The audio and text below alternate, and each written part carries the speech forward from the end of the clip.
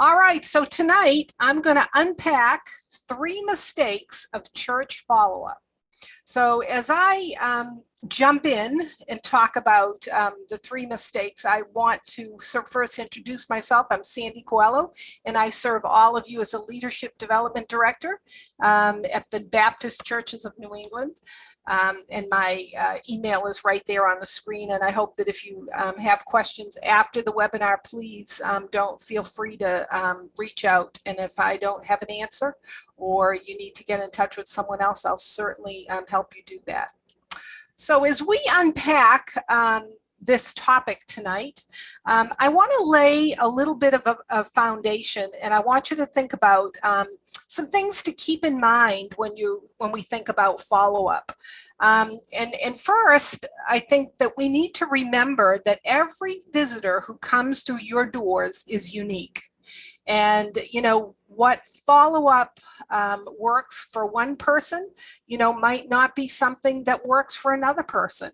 And so we need to make sure that, we don't do the same things all the time. And I think sometimes when we do follow-up, we get into a rut and we do things the same thing all the time.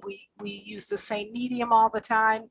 And perhaps at first it's effective, and then you find it's not effective for the next group. And so I think it's just a reminder for us that every person that comes through your door is coming for a different reason. And so we need to think about, why they're coming. And that second statement there is it needs to identify, what visitors want, why they're coming to your church.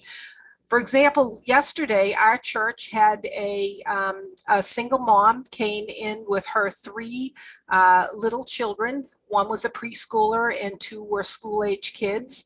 And she had been recommended to come to our church by another church because she had been traveling a long way.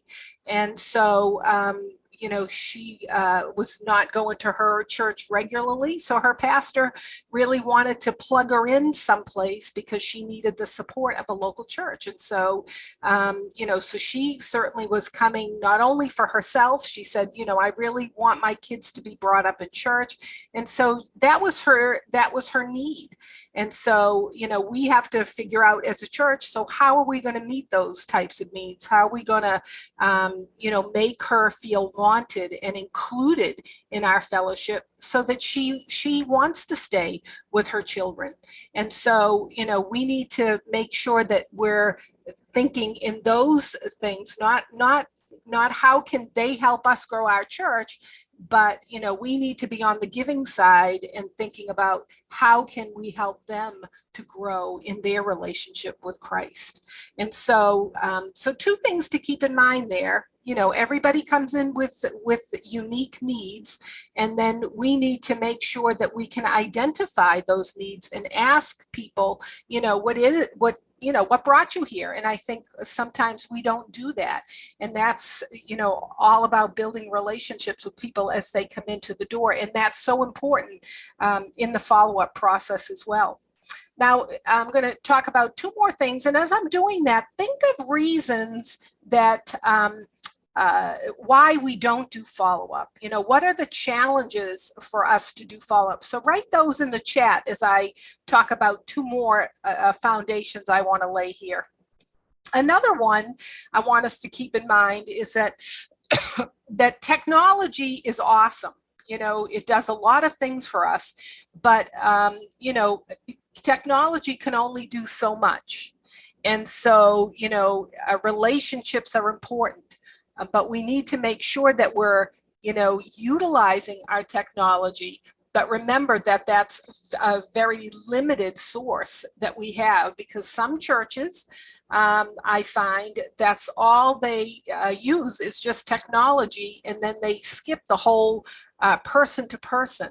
And they think that if they send enough follow-up emails, a postcard here and there, that's going to bring people back. But technology can only help us so much.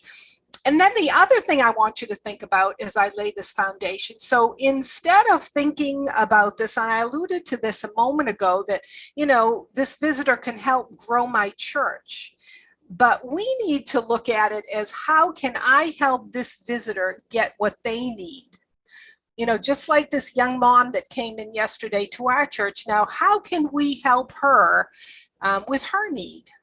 And this needs to be the thought process that we have in order to make sure that we're making the messages that we send to the people to follow up on more empathetic, and that our communication be more authentic as well, that our communication to them.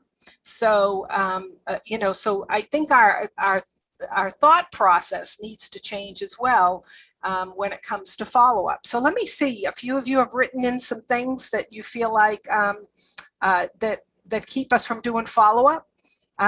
Somebody says, Jan says, we get too busy with the next activity or thing. And you're absolutely right. We get so busy with the next thing. That's right. Jared says people are hesitant to offer contact information or accept invitations to connect.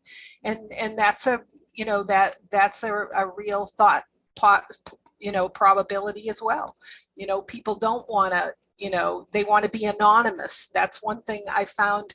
And we have to let them be anonymous, but as we build relationships, and we'll talk a little bit about that tonight as well, is building those types of relationships so they feel comfortable to give us information.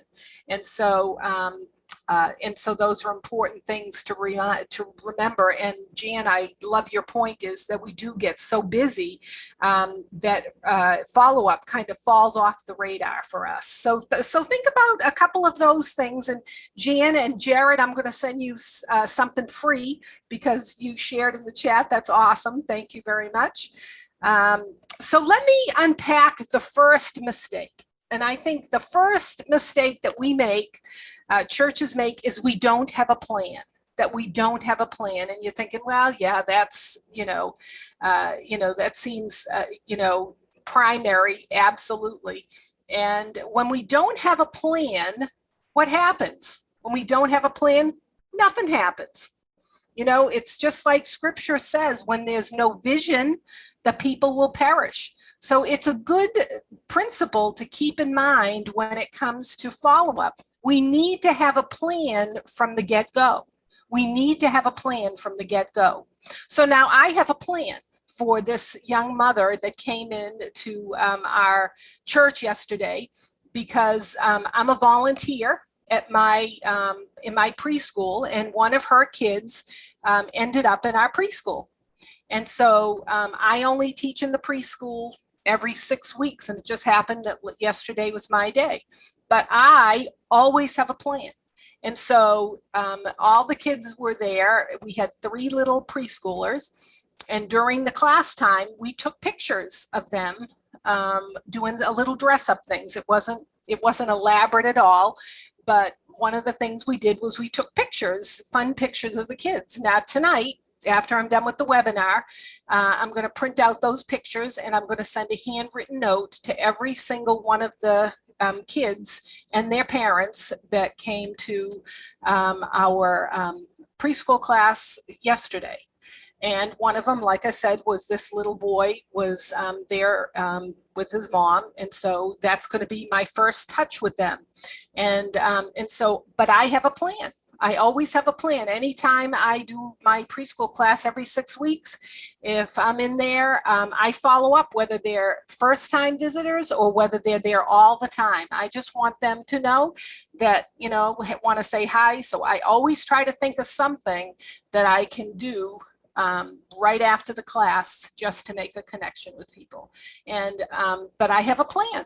And so I think that's one of the mistakes we make, that we don't have a plan. So it's important that though somebody paints a picture of what the plan needs to be. Now, I'm very self-motivating, so I don't need anybody to paint the picture for me, because I know how important follow-up is.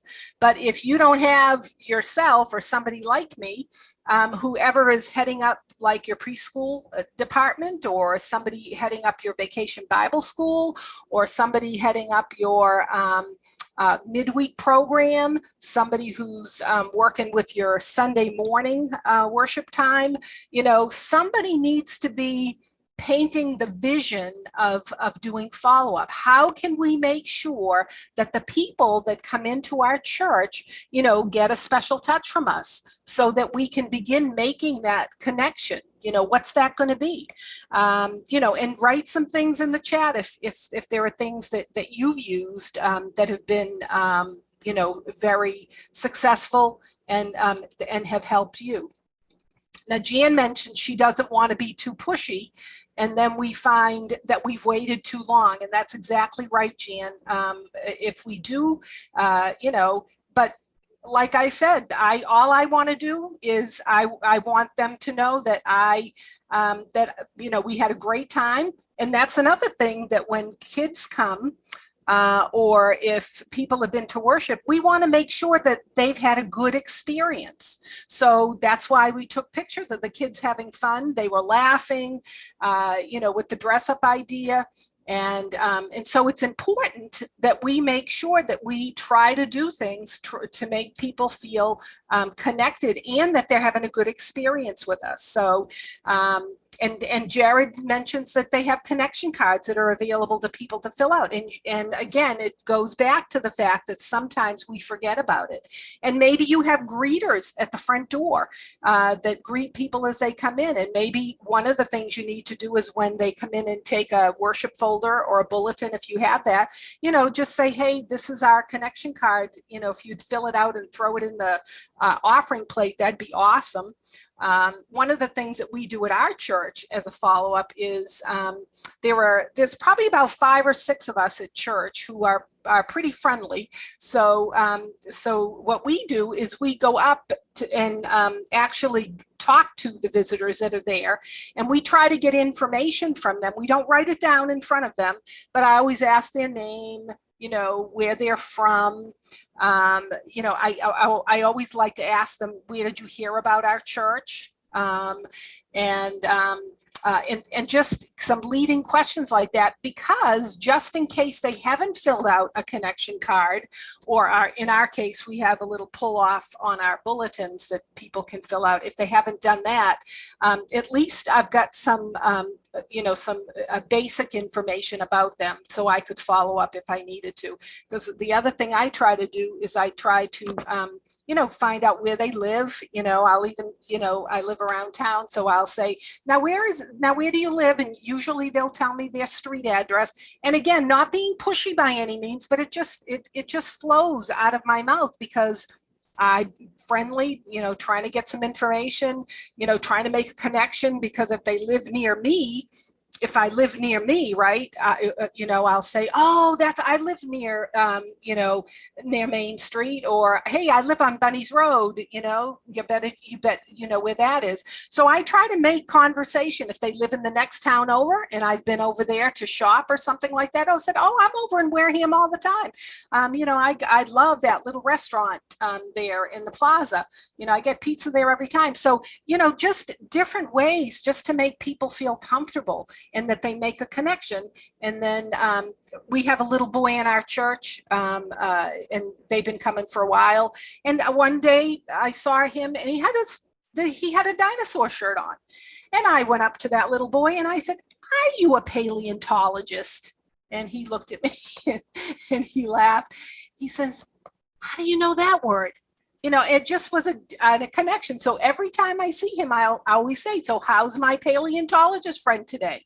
And they come back all the time. He smiles. His dad, just thinks it's the greatest thing that kids talk to his kids and all that type of stuff.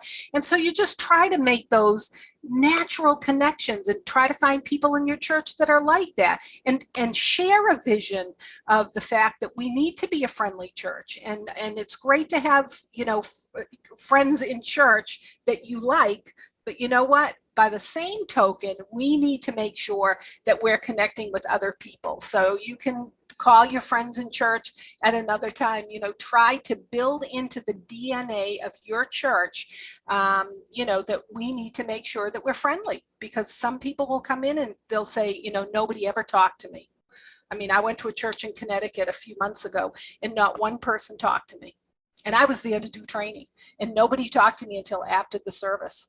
And so I felt, I was okay, but I thought to myself, wow, if this were, if I was just a regular old Joe coming in, I don't think I'd ever go back, because I didn't feel welcome at all. And so, just a thought that sometimes we just don't have a plan. Now, Dave says, he says, I agree, Sandy, getting info sometimes on connection cards doesn't work, but going over and greeting the new people does. So, and I love that idea, offering them a time to have a meal with them during the week. That's another great idea. And I've done that. My husband and I, we've been cultivating a friendship with some new people in our church. We just had them over for dinner the other night. And so, little things like that really, really go a long way. And again, if you build that vision and other people say, oh, I could do stuff like that, I could do that. One of the things that we're going to do the next time we have this couple over was we're going to invite somebody else from the church to come who's not real connected. So we're going to try to connect people. So again, that's all part of follow-up, and it's all part of the fact that, we need to make sure that we have a plan. So just to reiterate some things, first of all, when we don't have a plan, we don't even have it on our radar. That's the sad thing. So start thinking about, how can we put follow-up on our radar? What's one thing you can think about tonight that you can make sure that you have, it on our radar? And as I model it for my church, because I'm modeling for people in my church that I'm being friendly to other people, and I talk about it too to people, how important it is to make sure that we're saying hello to people who are sliding into the seats beside us, sharing our name, things like that. And so as I'm doing it for other people, I'm trying to multiply what I'm doing so it's not just about me, because it can't just be about me, because then forget it, I'll get burned out at some point.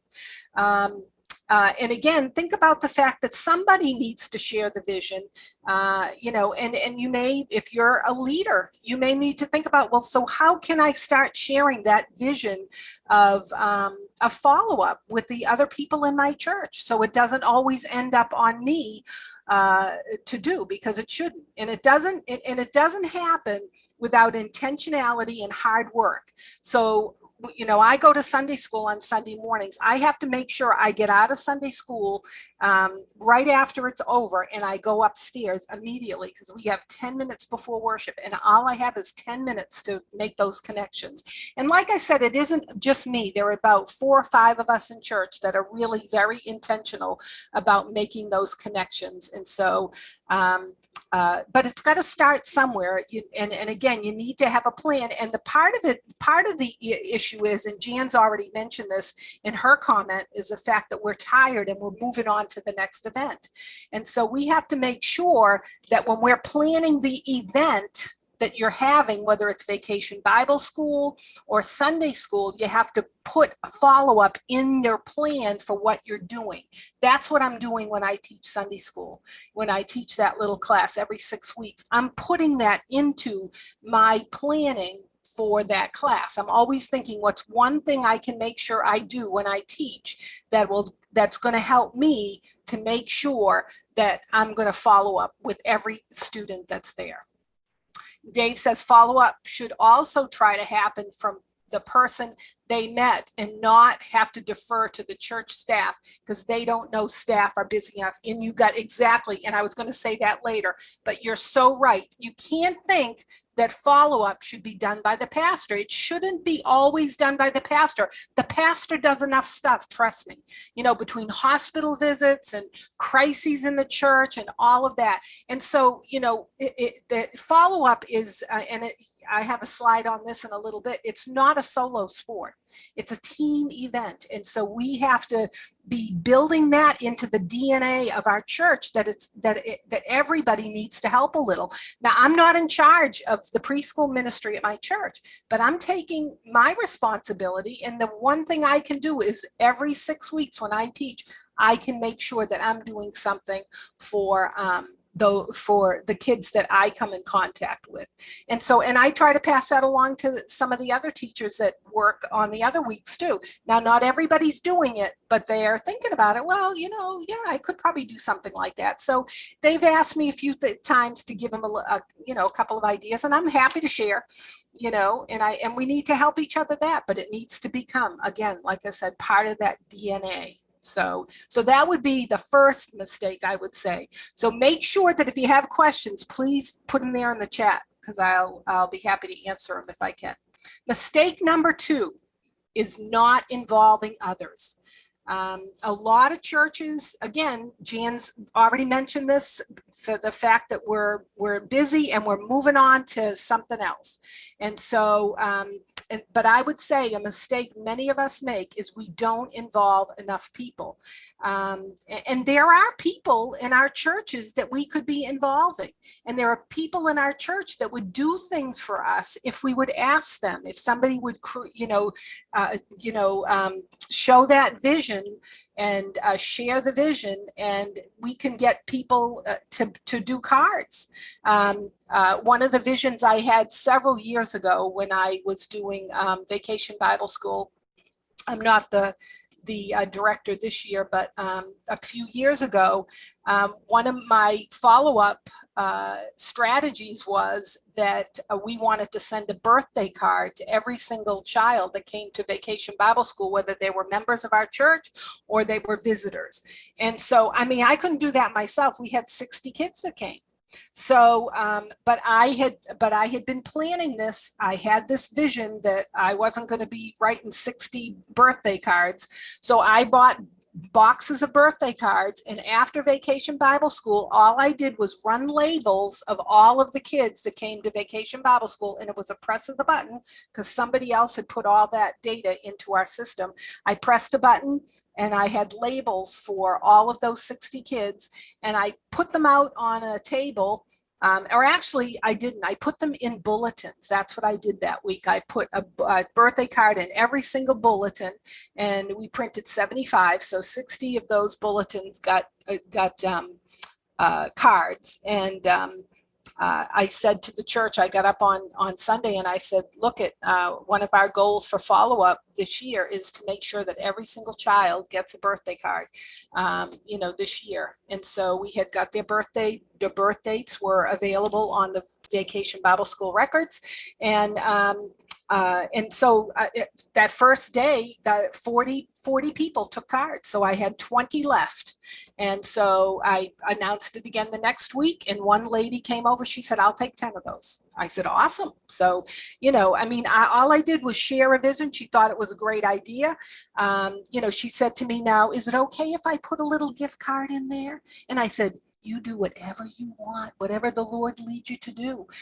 You go right ahead, send those but make sure you send the birthday cards out on the date, and on the cards, there was the date, their birthday was on the card, so that they could make sure they send it on that particular day. So again, it's just something that people could do, and it didn't take a lot of time for them. They didn't even have to address the envelope. They were already addressed. They just had to write a little greeting in there and just mail it. And, it's easy types of things to do. But there are people in your church that, maybe can't go door to door, but maybe they could bake cookies if you have an opportunity that you're going to go visit people. Maybe you have people that are really friendly and wouldn't mind making a visit to people. So you got to figure out what your people can do, and pray and ask the Lord to show you who those people are. But there are lots of people in our churches that have the gift of hospitality. Some have the gift of administration. Some have the gift of service, and some have a heart for evangelism. And so we need to make sure that we're tapping into those gifts, in our follow-up. And again, I think a lot of times is we don't have a plan, so we're not involving people.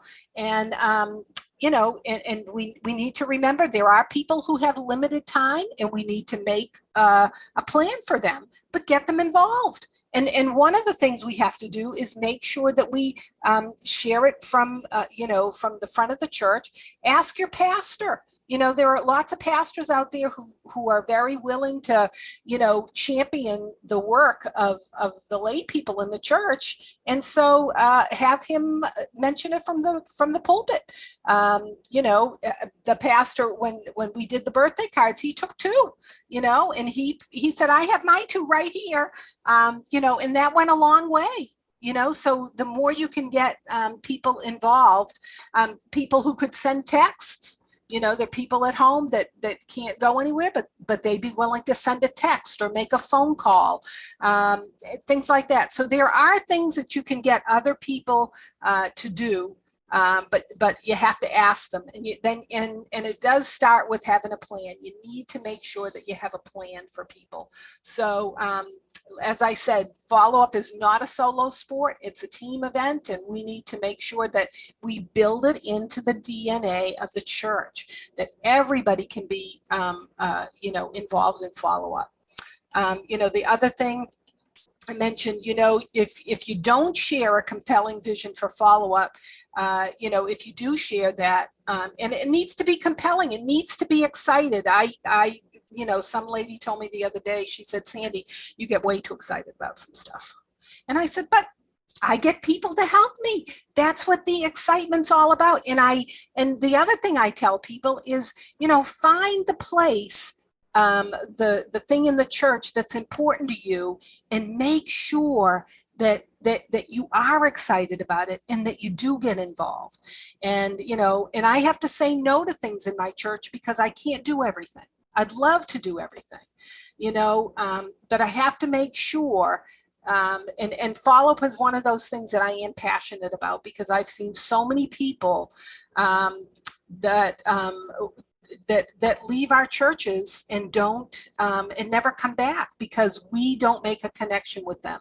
And the saddest thing is when I do meet people out and they recognize me, and I said, yeah, I haven't seen you in church, and some will mention, well, I didn't really feel the love there, or the people weren't friendly, or nobody reached out to me, and I mean, I can't do it all, and I am saddened to hear when that happens, but it does happen. But so we have to paint that vision.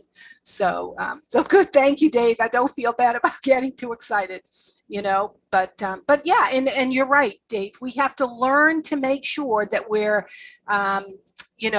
being involved in stuff that we're passionate about. One of the things I'm not passionate about at my church, and that's nothing to do with this ministry, I'm just not into fellowships and potlucks and all that type of stuff. So, that's one thing that I don't get involved in, but they have tons of people that love that ministry. So I never, feel bad that I'm not involved in that, because there are other things that I can get involved in, and I don't need to get involved in things. And so we need to choose wisely. But again, when you can really share a compelling vision about how important follow-up is, it certainly does go a long way.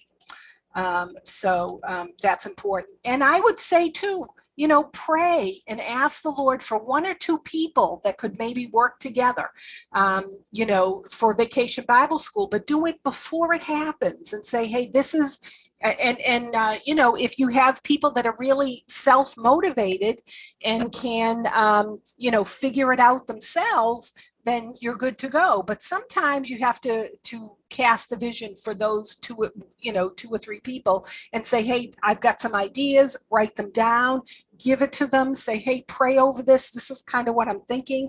And if you give something to somebody, that's a little bit of an outline, a skeleton, so that they can have something to go by, then they can take it and they can run with it. But we a lot of times have to give them something, because sometimes they can't get their head around what your passion is. So, and I've done that a lot. I've written job descriptions for people, and I said, this is what I'm thinking. When I'm talking about a follow-up plan, I always have, well, this is the immediate follow-up plan that I'm thinking, hey, birthday cards might be a great idea.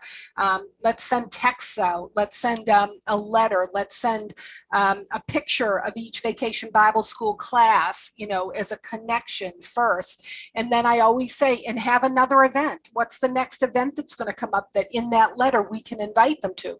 Like, so we're having Vacation Bible School in August, the 15th of August, that week, 15th through the 19th, I think. I'm not involved in Vacation Bible School this year. I'm going to go to the adult class because we have an adult class and I want to be there. But the next Thursday night, guess what? Here I am. I'm leading the follow-up event, which is an ice cream social. So none of the people at Vacation Bible School is going to take the ice cream social, but I am, because I'm not going to be fully involved in Vacation Bible School. So I had to say no to VBS, not that anybody asked me, mind you, but that was fine. I'm going to the adult class because they knew I'm going to be doing the ice cream social, and that's going to be our follow-up event. So, and now tonight I heard a lady in our church, I think, is going to do an event prior to Vacation Bible School where she's going to invite people to VBS. So, so we're working together. And so we've got to learn to do things, and it's not the same people. And that's the whole thing, get people to do little chunks, and it's good to go. And the other thing I try to do is I always make sure that I have somebody helping me. So last year I had somebody who was my co-director for our ice cream social. She's going to help me again this year. So what am I doing? I'm starting to multiply myself so that I could step away. Maybe next year I won't do the ice cream social, but she's seen how it's done, so she could do it herself. So we'll see how that works out. But that's the goal. We need to begin multiplying ourselves like that. So, okay. So what's the yeah. So my spiritual test said I had the gift of admin, and that was still a shock to the system. Yeah, I'm a high admin person myself. So, and again, not everybody is administrative, and so that's why we need to help make a plan for them. Help them think about how that plan would look. So, anyway, so mistake number 2 is not involving others. Now, mistake number 3 is not following through. Mistake number 3 is not following through. And what I mean by that is that, many churches think that they have a little plan and that they're going to follow through. They actually have something put together, but then they end up not doing it. And I think it goes back to something Jan said at the very beginning, is we get busy, and what do? We get thinking about the other thing, and then, oh, I forgot I was going to do that. And then no cards get sent out, no connections get made. And so I want to show you some statistics. And so this is where I want you to share in the chat, because I'm going to give away some stuff here. So it's so important that follow through is timely. And so I say that because I want you to think about the retention, people returning. So what percentage of people do you think are going to return to your church after one visit if you follow up? So if you follow up, people, first-time visitors, what do you think? What percentage of people do you think that will come back after the first time? Okay, Jan says 50. Okay, 30. Jared says 70. Okay. All right, anybody else? Another Jeff. Jeff says 90. Wow, Jeff. 40. Millicent. Okay. Anybody else want to take a guess? 80. Okay, Eva. Gotcha. All right. So I'm going to give something to somebody that's the closest. And okay, Massey, 40%. All right. The answer is 34%. So think about that. So 34% of people, if you follow up, will come after your first visit. If you follow up, if they come for the first time. So there's a 30% chance that this lady that came on Sunday will come back on, this coming Sunday. And I hope she does. She said she's gonna. She said her kids had a great time. So, but again, I'm going to make sure I follow up. So let's see. Dave, I'm going to send you something. So Dave, all right. All right, now retention rate for second time. So if this lady comes back for a second time, what do you think the chances are that she might join our church? What do you think the percentage for if you follow up twice? What do you think the retention rate that she'll join our church? Okay, let's see. 40%, 80, okay, 40, 75, okay, let me see, 45, 55, okay. Keep going. I think Dave said 45, 55, 55. Okay, anybody else want to take a guess? 50, okay, 60. All right, good guesses. All right, and the answer is 51%. So if they come twice back to your church twice, there's 51% chance that they're going to join your church. So Eva, good, Eva, and let me see if anybody else has got me in there. Eva, I think Eva, you were the closest. So Eva, all right. Very good. I'll send you something, Eva. Good guess. All right. Now this is the last one. So what do you think the retention rate, if they come 3 times, what do you think the chances are that they'll join your church? What do you think the chances are that they'll join your church? If they 3 times. Jan says 75. Dave says 68, 85, 80. Okay. Anybody else? 80, 86. All right. 70. All right. Good. All right. So the answer is 78%. 3/4. If a person comes back to your church 3 times, is 78% chance that they're going to join your church. So there's got to be something that's, so I think Jeff, very good.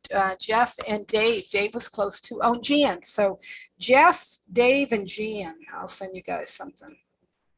All right. Very good. All right. Cool. So think about that. The more times that you reach out to people, the better chance that they're going to make a connection with you, that they're going to want to come back. And again, if they come back the second time, you just don't drop them like a hot potato and think, oh, we got them hooked now. No. That doesn't stop. We have to make sure that we're building relationships, building connections. And this is where when people come back a second time, that's when I start introducing them to other people in the church, because again, you want them to feel, connected, and not just to you, but to other people in the church. And so, it's so important that we make sure that we help people make connections. People aren't just naturally friendly. I mean, there are some people that are, but not everybody knows how to do that. And so we need to make sure that we're facilitating, that we really are facilitating that. All right. So how about questions? Because, and I want to say a few more things too. What are some good ways to make sure that you're connecting with people? Communication is so very important. So let me say a little bit about communication. So if you have questions or you want to put some comments in there, I think it's important. So a couple of things about communication. I want to say follow-up communication. And the first thing I want to say is something about your website. Your website communicates a lot to people, because most people, before they come to your church, they've already checked you out, and they've already checked you out on your website. So it's so important that your website is up to date, that it has good information, that it's welcoming. Some of you may say, well, we only have Facebook.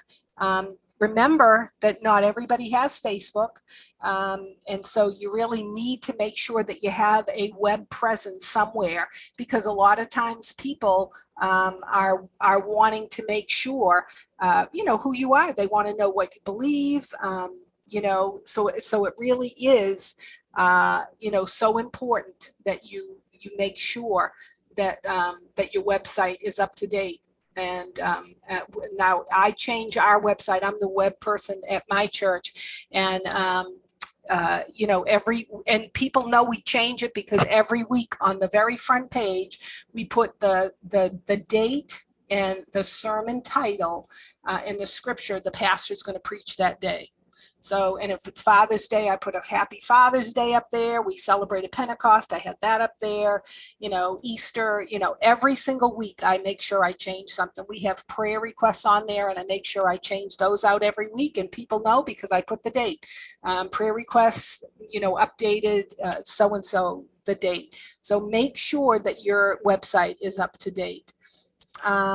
So to create a website from, I use a company out in California, which I really like because they are up later and I'm a late person. So I have to do a lot of my work at nighttime, and they're up until 9 o'clock. So I really like that. And I'm trying to think, I can send you their name though, if you're looking, if for website, is that what you're thinking, Dave? Website, David? Yeah. Yeah. And you can use I don't particularly use a particular software to do any follow-up, just because our church is small. But we do have a church database we use Servant Keeper, and we can keep a list of people that come to our events, and that's how I keep a track of people. So I use something called Servant Keeper. So I find that's a pretty easy system to use. So yeah, I'll send you some information, Eva, when I send out some information. Yeah, so if anybody else has, church websites that they use that, that are good. And I just say, just change it up every single week. Somebody needs to be able to go in there and make sure that your presence, if you have events, make sure you take the event off if it's over. Because that's the worst thing, is when people come to your website and your stuff is there. So definitely your website, needs to be a good place for you to communicate. Also make sure that you're using, things like postcards, and still not a bad way to communicate with people. We use postcards, especially use postcards for in person. So like when we did Easter follow-up and promotion, we made little business cards, because I got this idea from Gary Moritz. I was on a webinar with him, and what their church did is they created a business card with the name of their church on it, and then on the back they had their information about Easter services. And so and you could create that as a follow-up thing too, just have some little business cards made and just give them to your church members, because people may not take a flyer from you, but very rarely do people say, oh, I don't want that business card, because a business card is just a little tiny thing, and you could just pass it out anywhere. I actually went to a couple places in town, little restaurants, and they let me put a little stack of business cards right there, in their place of business. No big deal. So I've been gotten away from flyers now. I just really do the business cards, or you can make just make business cards on your printer, or other or small small little postcards, about the 4x6. That's another good size card that you could give to people, again, as a follow-up. So when you visit people in a follow-up setting, just bring a card. Maybe you don't want to do a brochure. I have a brochure that we bring for follow-up.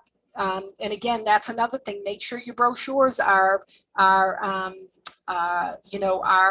up to date. And definitely bring a card, a track. I make sure when we visit people, when I visit people in person, I always give them, our church brochure.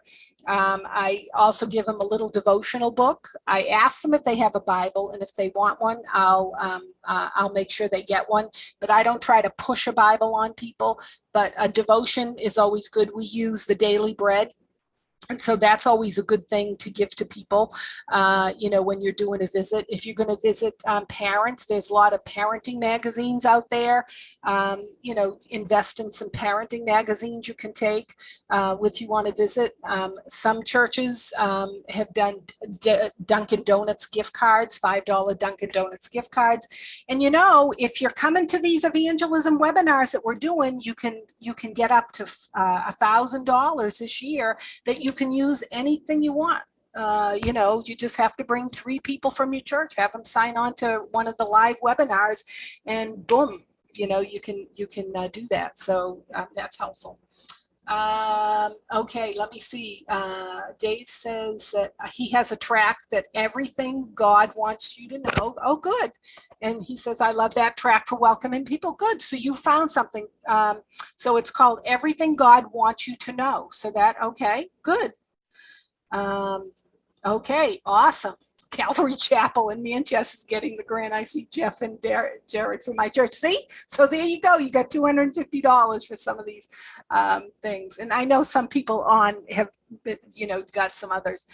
So that's awesome. All right. So let me see. I think I had another question right here. Let me just see. Yeah. Anybody else have any other questions here? Oh yeah, now Jared had, so what about following up with people who have been coming but have suddenly stopped? Yeah, any tips there? I'll give you a tip. Yeah, just give them a call and just have a brief telephone conversation. Just I do things like because I believe in if somebody leaves the church, I think you need to do an exit interview, because I think that, maybe we need to hear some things about ways that we didn't meet people's needs. And trust me, I know we can't meet all people's needs, so I never feel bad about that. But I do think it's important that if a person suddenly stops, there's got to be a reason. And so, and sometimes it's just an issue that they're having. And sometimes just making a phone call and letting them know that you miss them, and praying with them is all you need. And then I don't do a hard sell there. I just want people to know that we miss them, and that if there's anything our church can do, and if there's something that we did do to offend them, I think we need to hear that too, and we need to learn from that. So I think it's that is something important. So don't let that opportunity, go too long either. You kind of have to follow up on that ASAP. Now again, that's where your pastor will help. My pastor is, he's very proactive. And if I find somebody, and sometimes all it takes is a phone call from him, he'll, and he's willing to make that. And sometimes, he'll put a bug in our ear, somebody else in the church, hey, so-and-so hasn't been there. I've called, they're not calling me back. Would you mind sending them a text or something like that? And I'm happy to follow up. So, so I think that's important. So, all right, other questions? This is good. I hope this has been helpful.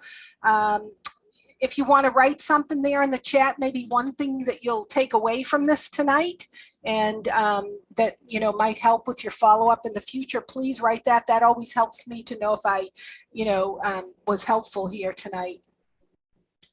We got a few minutes left. So I want to let you know about certainly some things that are coming up. If you want to get in touch with me, certainly bcne.net/evangelism. Evangelism webinars. You can get all the evangelism webinars that are coming up